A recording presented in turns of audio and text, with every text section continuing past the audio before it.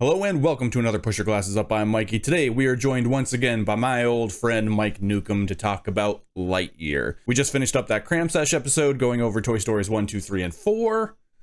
And now we're going to do this one. This real person Buzz Lightyear. And we'll get into that as well. But hey, the usual reminder. If you enjoy the videos on YouTube, like them. Subscribe to the channel. Helps me out, helps you out. All good. If you prefer an audio-only format, we have that available for you too. Just look up Push Your Glasses Up on your favorite podcast services, whichever they may be, and you can find us there. But now, to infinity and beyond.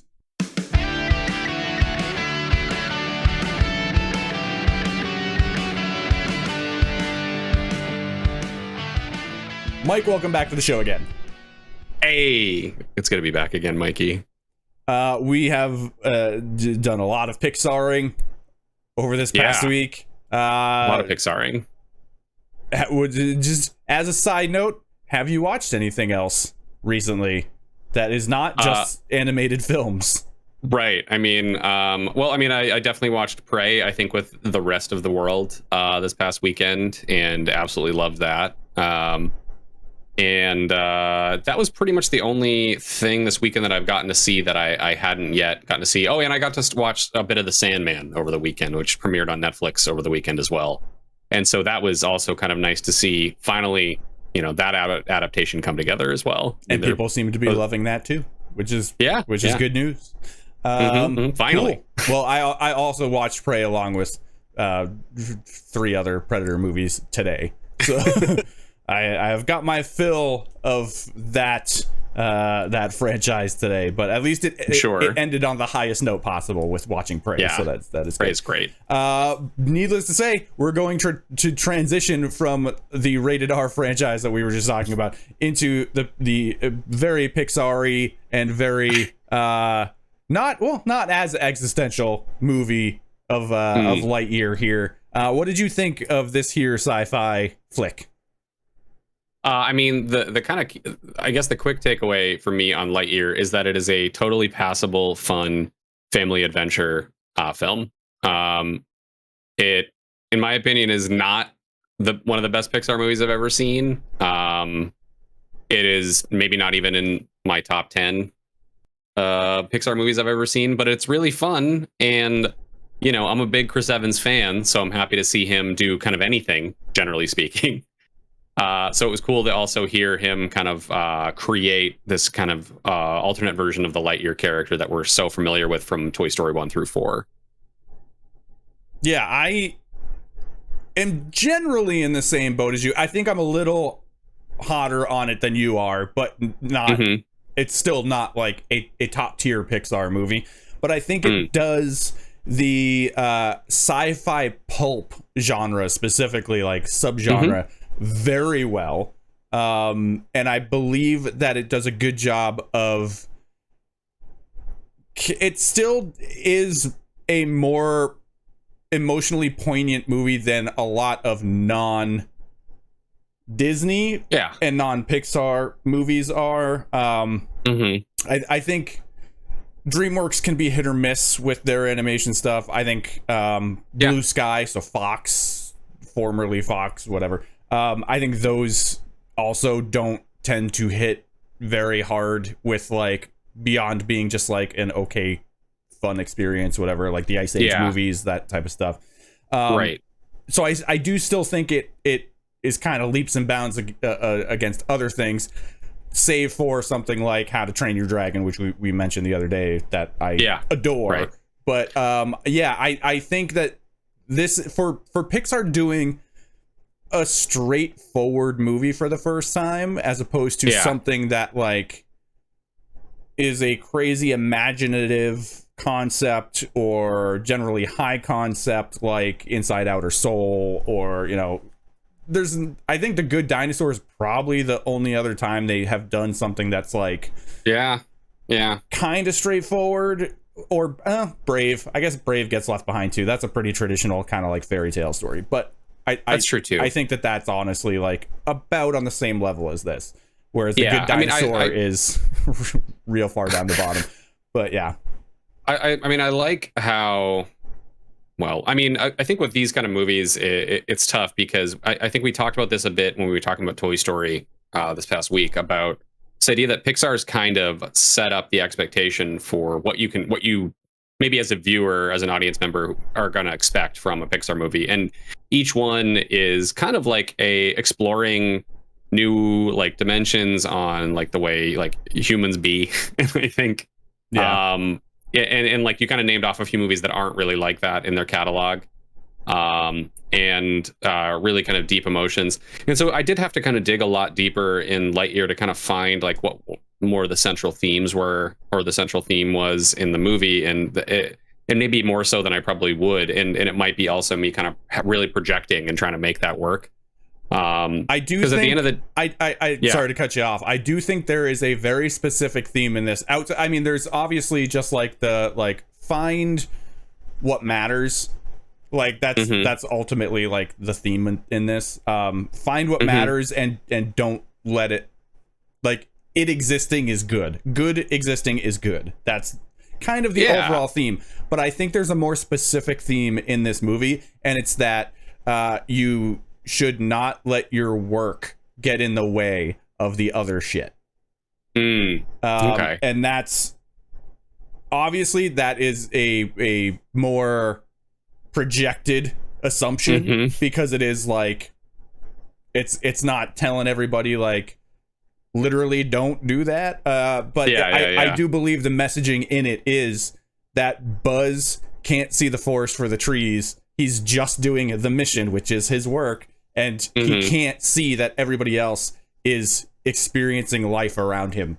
And I think that it's subtly there, if it's there at all, but like for me it at least came through, and you know, that is for sure something that maybe I'm putting onto it with my own eyes, but that's what I got. Well, I mean, I think that's part of what you're talking about is derived from, you know, the more I thought about this movie, the more I was like, oh, this is like in a weird way survivor's guilt from Buzz, because you know, he feels very responsible for what happens to everybody and why they crash land on the planet in the first place. And he feels it's his responsibility to kind of get them home. And then the kind of conceit of the movie is that each time he performs one of those hyper jumps, he skips ahead X number of years. You know, it's like 2 years, like a year and a half, 4 years. And it just kind of keeps scaling up until basically nobody that was with him originally is with him during the kind of main plot of the film. And you know, that was very much kind of a survivor's guilt thing for me, where it still felt like he was kind of driving himself to still kind of make it happen, because he just put so much weight on himself to kind of correct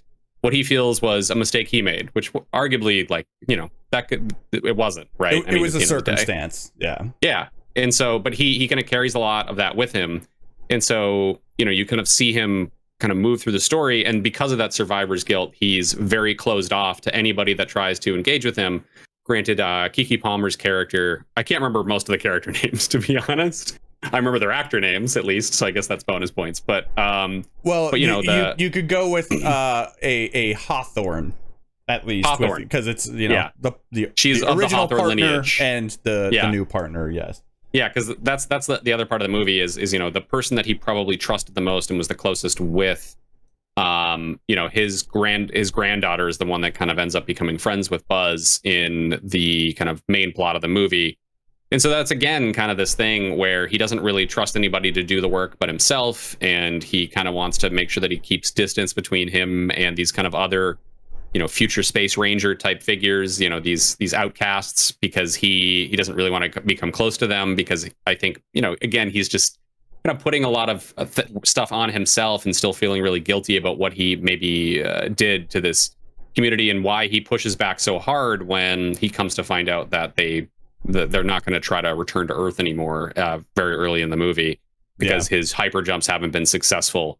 Because that's the whole thing, is he's trying to find out a new way to make sure that they can repower their engines, get off the planet, get back to Earth, or wherever they were going. Actually, I don't know if I remember. And you know, after a certain number of years have passed, and his former friend is no longer in charge of this kind of colony that's formed out of the initial kind of crash of the ship, he's like really deflated about it.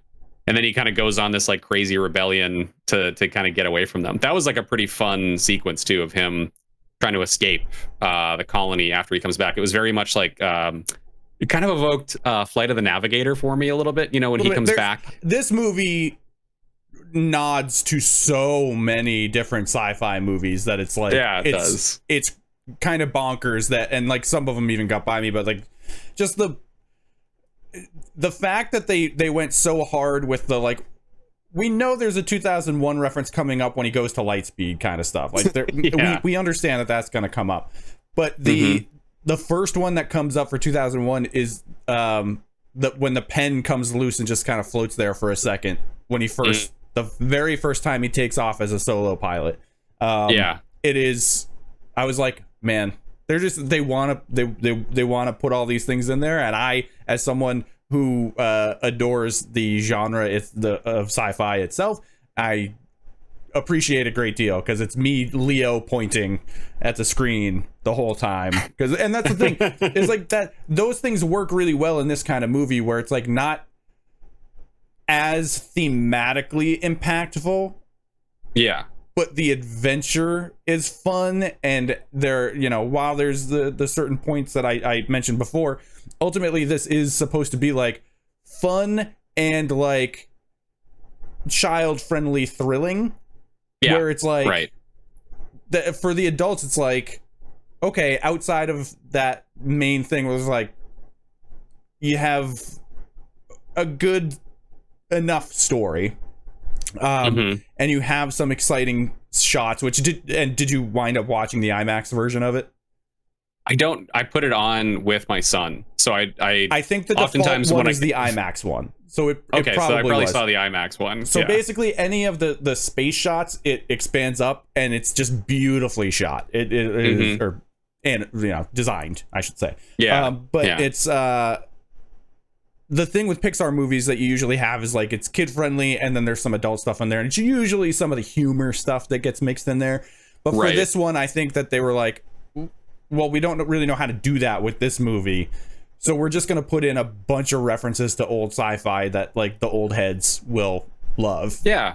And it's there's and we did too. And beyond that, like, it's a lot of the stuff is like, okay, this is very clearly like a very Star Wars and Empire Strikes Back moment. Like, this looks like Dagobah when he lands again in the future. And like, there's so much going on with that stuff that I just like, it speaks to me in a way that I think that kind of boosted it a little higher than it could have been.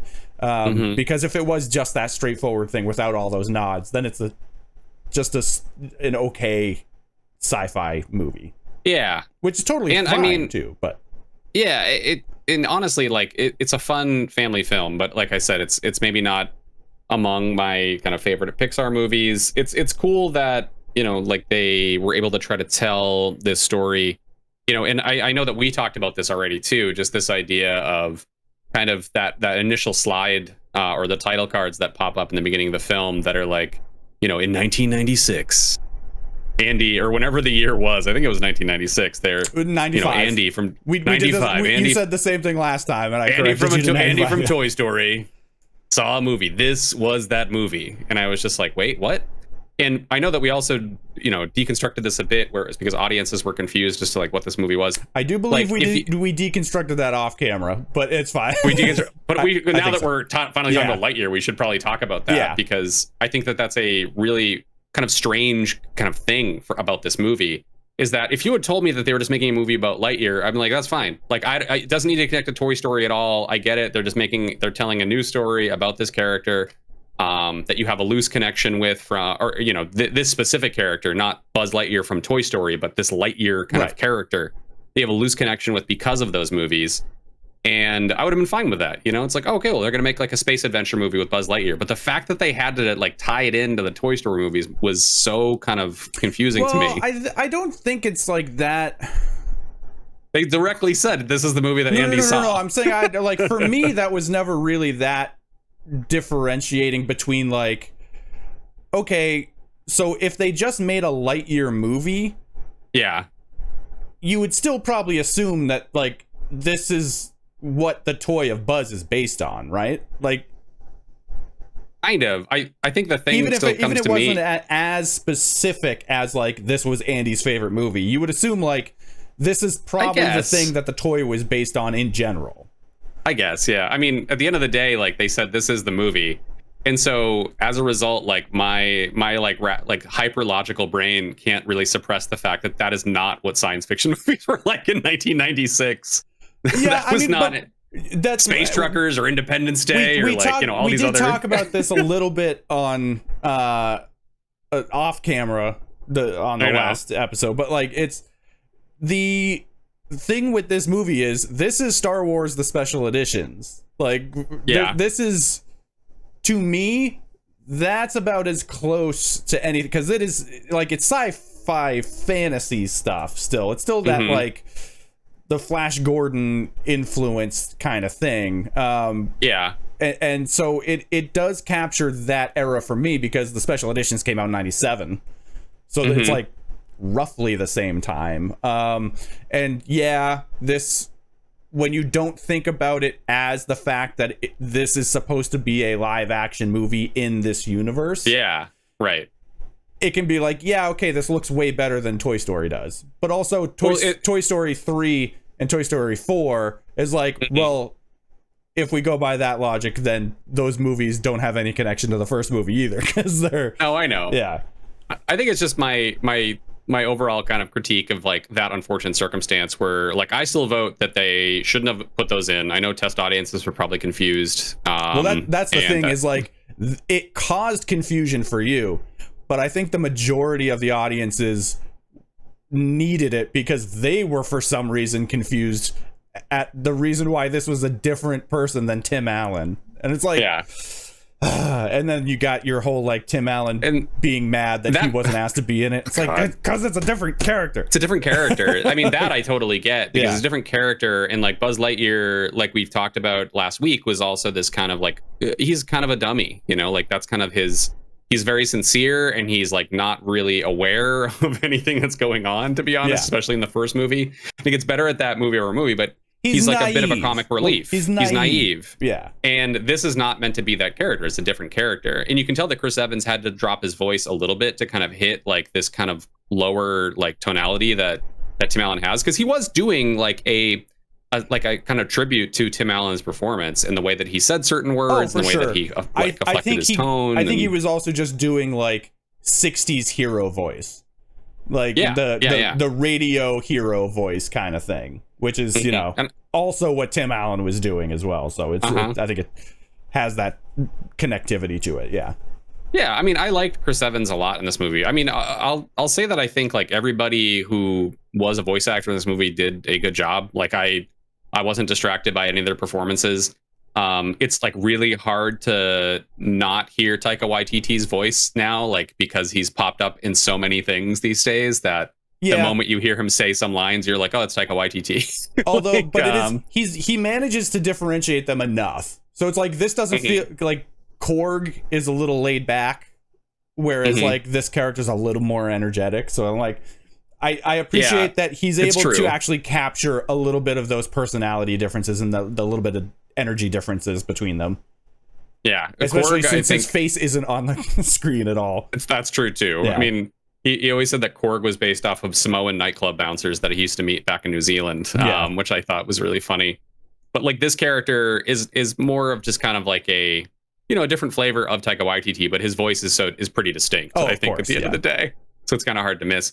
And then, you know, like I said, Keke Palmer plays the kind of eldest Hawthorne, or the youngest Hawthorne. Far down, the youngest Hawthorne, right? the much youngest Hawthorne, the much youngest. And then I forget the guy's name, but he's one of those kind of interesting figures that pop up in Pixar movies where they're like a writer, director, voice actor.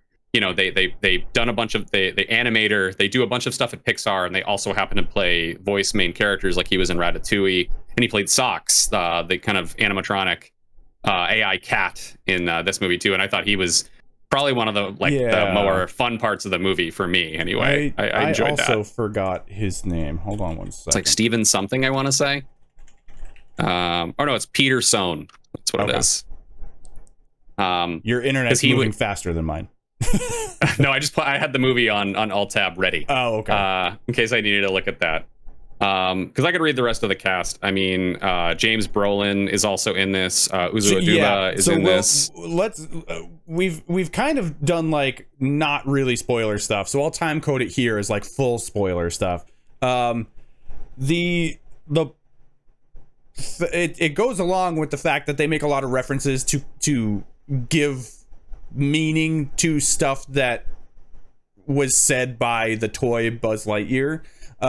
So like in this movie, the whole intro of them going onto this planet is him word for word doing the speech that Buzz gives into his communicator for the log in the first Toy Story when he first gets out of the box. And so like I loved that stuff. Like that's the connectivity stuff that I was cool with, because I was like, that explains why he would have like he had a speaker in him and it was these lines, and it was like I liked the nods that they gave with that. And so the way that they handle Zurg in this, since we were on James Brolin, and being that it's old Buzz, in like it was like a split timeline thing where they're still somehow in the same timeline.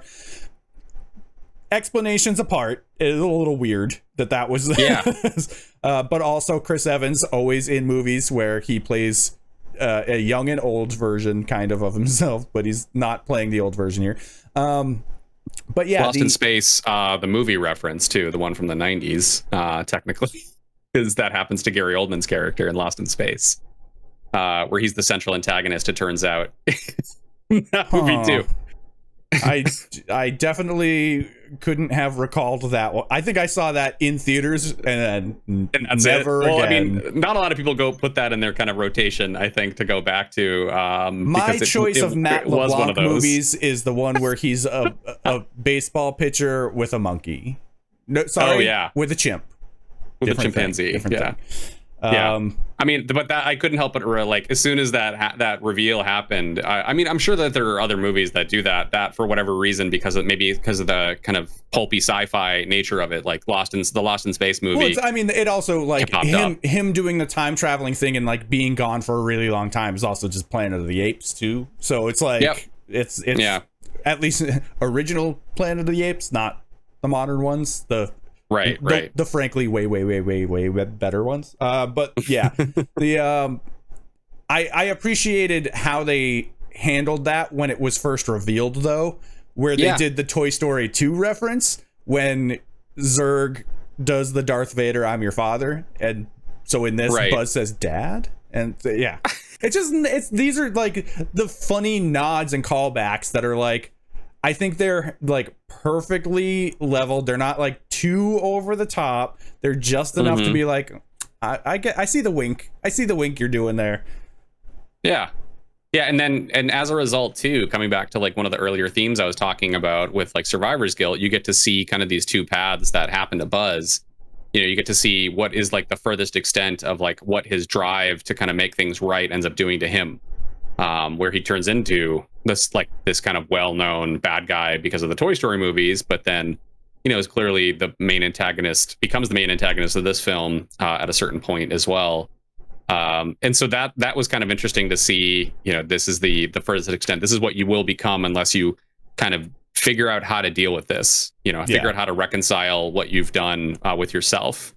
And that was where, you know, that's where I kind of started to think, oh, maybe this is a movie a bit about that theme. And as a result, like, you know, you get to see him make new friends with and find his new family. Actually, like, connect to human beings, because he is sort of like he's disconnected through time. He's disconnected from just self-isolation, and it's just I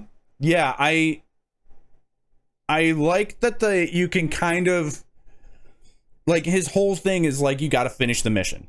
And I like that that's still what the plot wound up resolving with, was he finished the mission by putting it to rest. So it wasn't complete the mission, it was finish the mission. And I think it does a good job of sort of differentiating the difference with that, not explicitly, but like through that sort of sort of implied nature of like how they handled that. I think that was just done pretty well. Yeah. And I think that sequence, along with kind of all the other ones that precede it, there's like a lot of really fun kind of action sequences in this movie.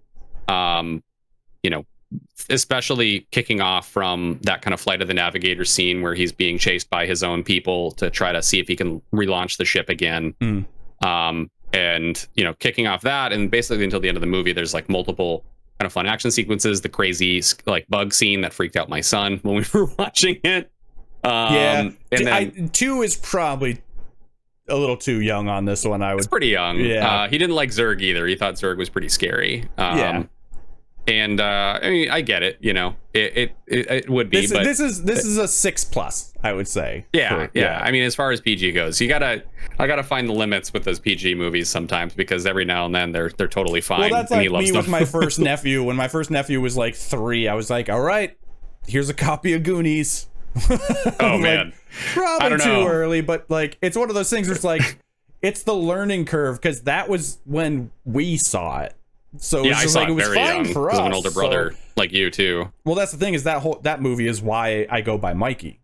I'm an asthmatic named Michael, and I watch that movie all the time. You have to go by Mikey. So that's why I go by that. Yeah.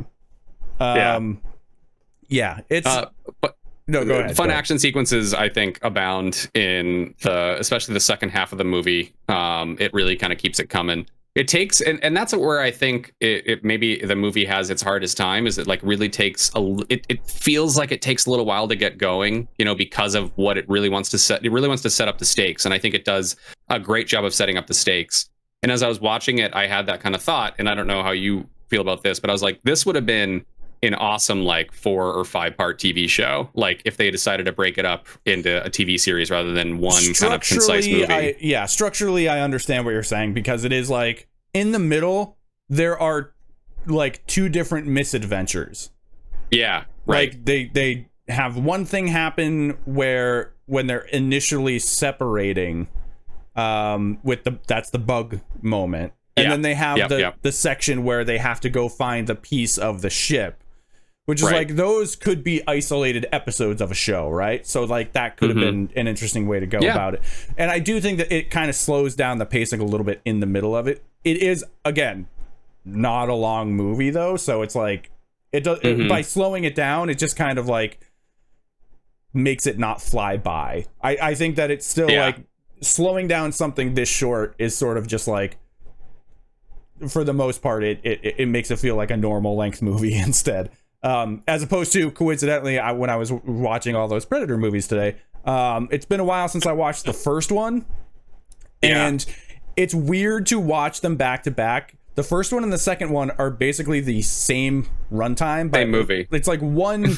Yes, exactly. But like it's basically 1 minute difference in runtime, and I want to say 2 is the one that's like a minute shorter, but 2 feels like it's 45 minutes shorter for some reason, and and the first one feels like it's a full 2 hours and 15 minutes, maybe even. Well, there's like even a though point. It's only like an hour and 47.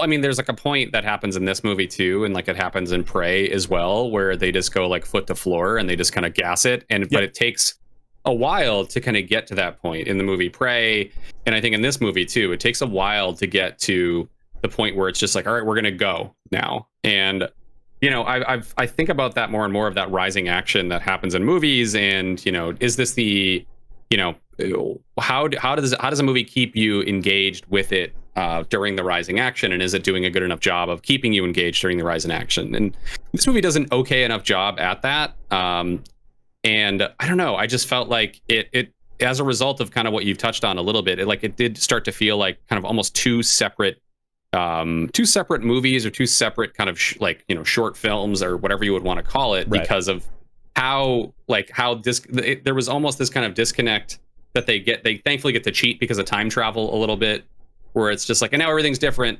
He was trying to make it happen, and I just can't even, as I was like thinking about it, like, oh, structurally, like imagine if you were watching the TV show, and then like he comes back and he finds out that not only is his best friend not in charge anymore, she's not even alive anymore, and his granddaughter's like an adult. Like, and that would have been a great point to like roll titles, roll credits or something. We say that this is a less poignant Pixar movie. That moment is rough. Oh, it's such a bummer. So sad to see him, and it's like. They do, and the cavalier nature of the new CEO coming in and being like just taking her name off the door and just kind of throwing it away. And I was like, damn. The fact that like it's one of those things that's like very much a movie thing where it's like the finger touch high five thing, which is like I actually did that with a couple of friends of mine, and I called it an ET high five. But that was mostly making fun of the fact that they did it in the Shaquille O'Neal movie Steel.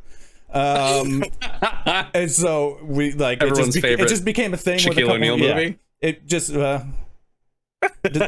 does anyone have a favorite Shaquille O'Neal movie? Space Jam. That's Michael Jordan. Shaquille O'Neal's in Space Jam, isn't he? No, he's not.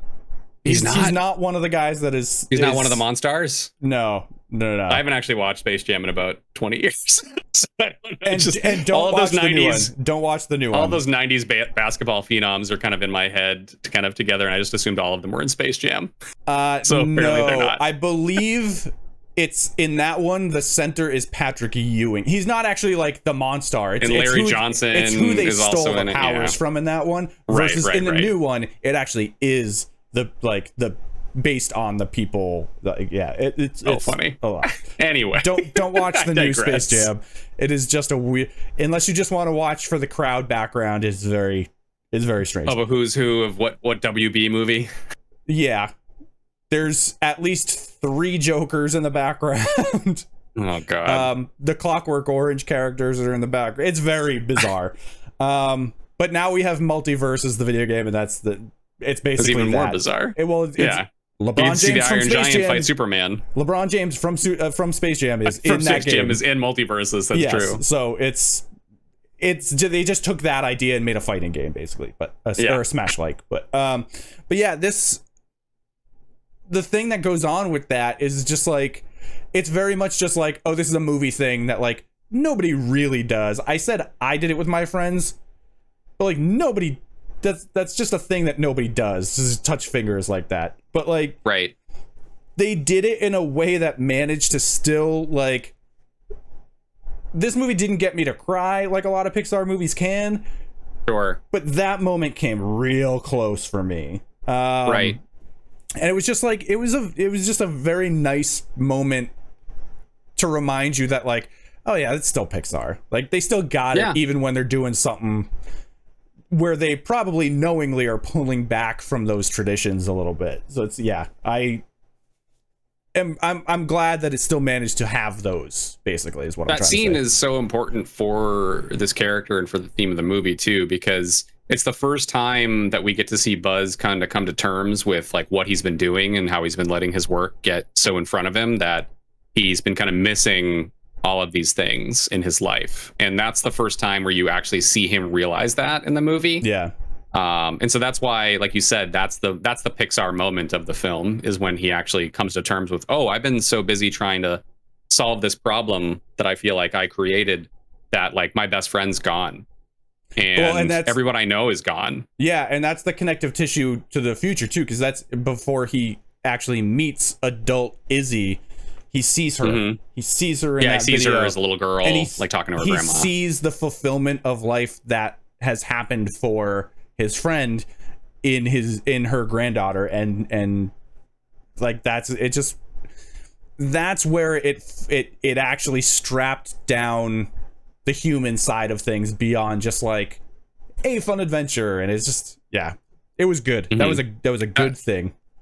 Yeah, that movie. It's like I said, that I think that moment's really important to kind of bring this movie back down to kind of or to remind us that it's a Pixar movie. Because without Buzz kind of having that realization, and if they just kind of blow past that scene too quickly, then I think you lose a lot of that for sure. Yeah, and you lose a lot about the character. Yeah, which is like, and that's the thing, is I think it helps to beyond just the thing that says this is Andy's favorite movie. It helps to differentiate from the Buzz you think you know. And like when Chris Evans, the whole joke about it being like Buzz Lightyear the person, not Buzz Lightyear the toy, when it first got announced and stuff, and like how that went around Twitter as like a big joke. And it's like, well, no, this is the scene that shows that humanity beyond just like what we know from Toy Story. This is actually like a very human moment, as opposed to clearly emotional moments from the other movies that are still transitioned through toy. So it's yeah, yeah. I don't know. I definitely agree with you that this is a middle area Lightyear. I do think it's like probably a little higher in that middle zone. Like if you were to separate it into 3 tiers, kind of, I think it is still on the higher end of that middle zone. But yeah, it's when you're Pixar and you almost never miss. I think the perception is that like, well, this movie was bad because it's not Inside Out, or it's not Up, or it's not like, they're suffering from their own kind of like audience expectations they've set up for themselves by being awesome constantly. Their success is their Achilles heel. A victim of their own success. Yeah, and it's kind of a bummer too, because like this, like, it's weird to even say that this is the second Pixar movie this year, right? Like, Turning Red was this year. And it's a very different, like, that's your different. Even though the animation style was like brand new for Pixar, like that CalArt style is way more like of a fresh take over there. And I love Turning Red too. Yeah, it's a fantastic movie, but like that's your traditional Pixar movie, and then this is even though this is just a traditional sci-fi movie, it's very much an outsider in their portfolio. So it's it is.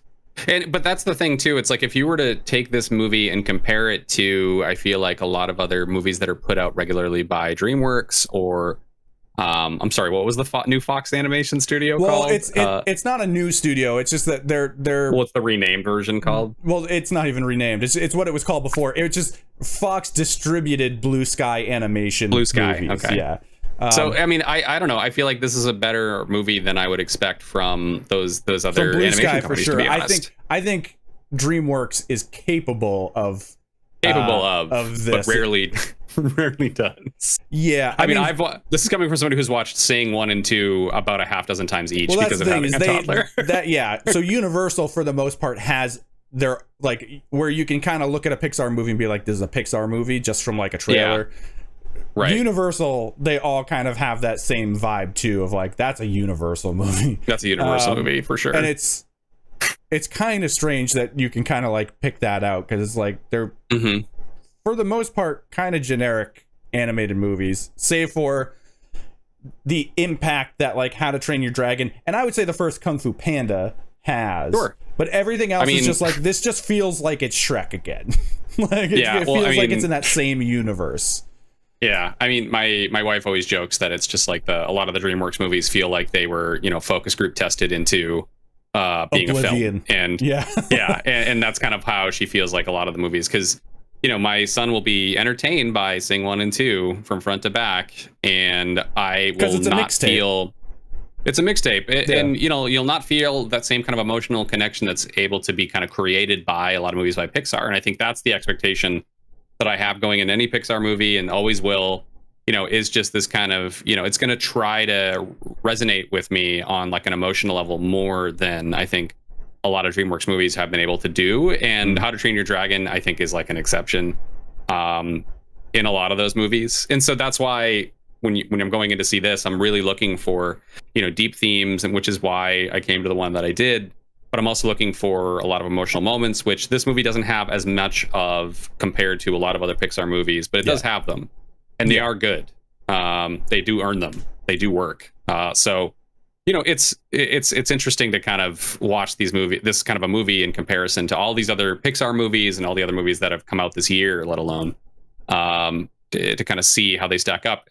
And I haven't watched Bad Guys yet. You know, that's another DreamWorks film that just came out. I actually do want to see that because that's the first time they sort of depart from their style too. Okay. It is a little bit more of like, it's sort of on a flat animation style. It's almost like I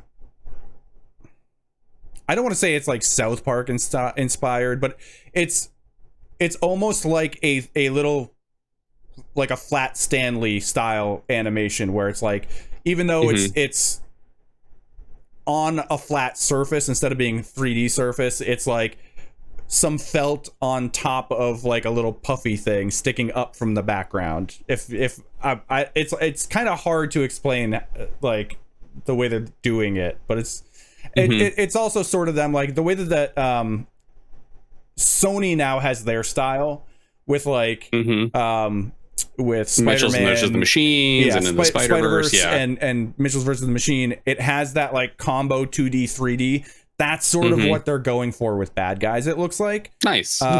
Which is cool because it's a departure from the usual feel the same style of the DreamWorks stuff, which I may have said Universal earlier, but I think I do that because DreamWorks has stuff at the Universal theme parks.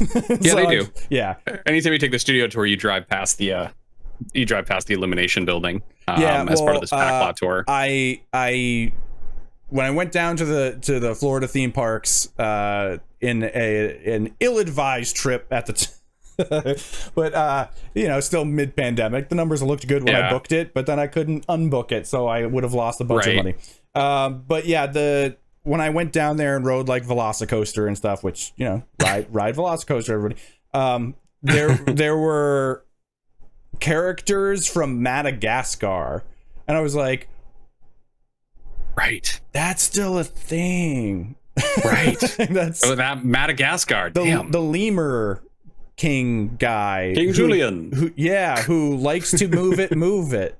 He was out meeting and greeting people. It's very strange.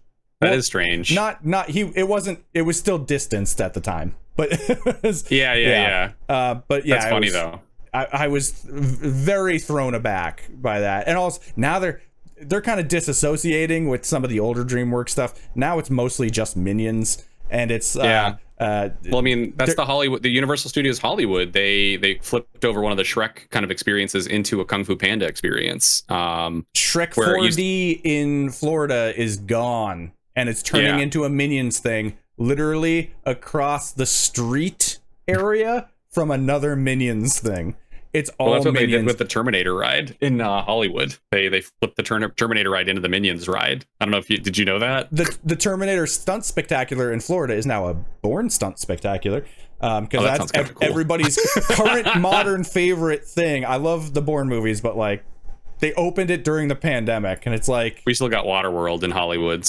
But that's the best stunt show ever. That one is really, really good. There's a reason. The stunt show is better than the movie. Like that, you don't get that very often. They talked about even getting, I think, switching it to something else or closing it down or something like that. Yeah, because it's really good. It's a really good stunt show. Even though, like, I remember I had gone with a friend who had never even heard of Waterworld, because there are plenty of people who that were young enough who just like that movie. But especially now, there's plenty of people. Oh my god, yeah. 20 years out. And so she was like with us, and we saw the stunt show, and she was just like, that was great. I'm like, it's based on a movie. She's like, that's based on a movie? I'm like, yeah, it's called Waterworld. She's like, what? It's based on something that is, yes, technically a movie. Yeah, technically a movie. But I mean, all of this to kind of come back to we were talking about, like, the Illumination Studios and in the different kind of parks. Is there an Illumination? Does in Universal Florida, do they have like Illumination Studios there too? Oh yeah, that's what I was saying. Like, everything is getting changed out for Minions. All the DreamWorks stuff is sort of turning into Minions, and you guys out west got Secret Life of Pets.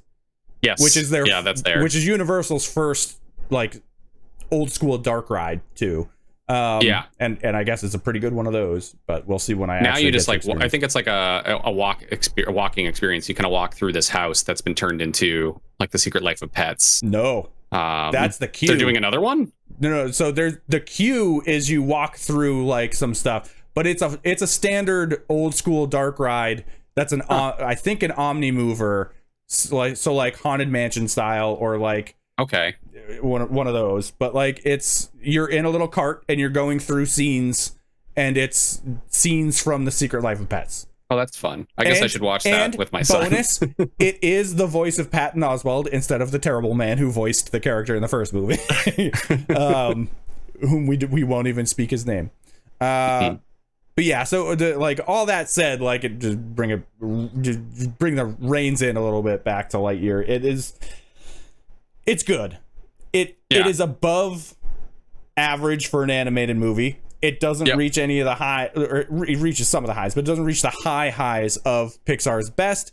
But that is okay, because not everything has to surpass what came before. It can just be very good, and we welcome that too. It can be fun. It can just be fun, right? At the end of the day.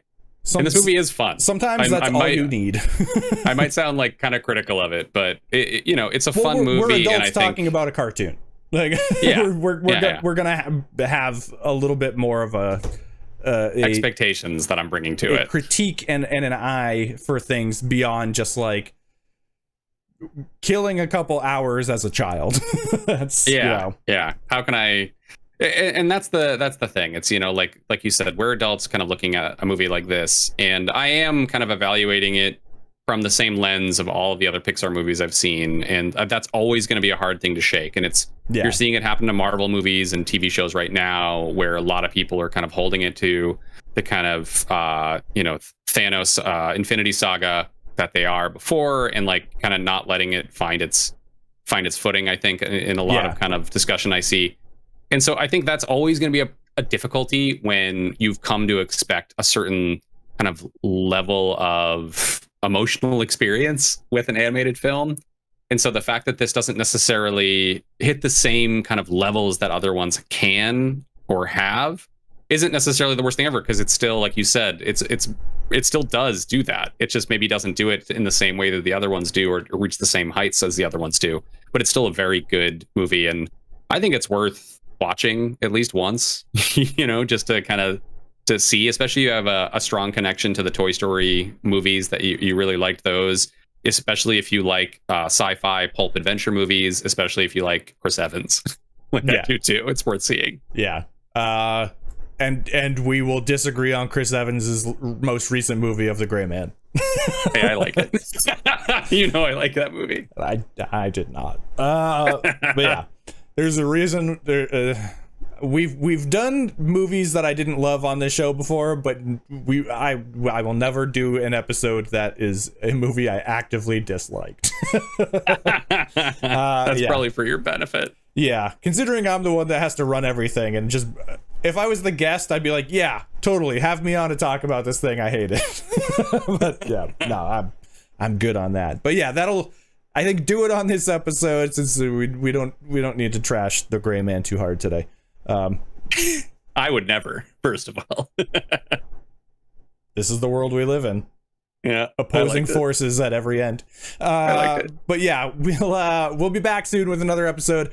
I'm thinking I'm going to try to get a Bob's Burgers episode going. I want to get the new Rise of the Teenage Mutant Ninja Turtles movie that was just released on Netflix, which is great. I would like to get an episode going for that. So some more animated stuff if you do enjoy the conversations about the animated stuff. But on top of that, thank you again for coming on, Mike. Hey, thanks for having me again, Mikey. I love it. It's a lot of fun. Of course. And until next time, bye.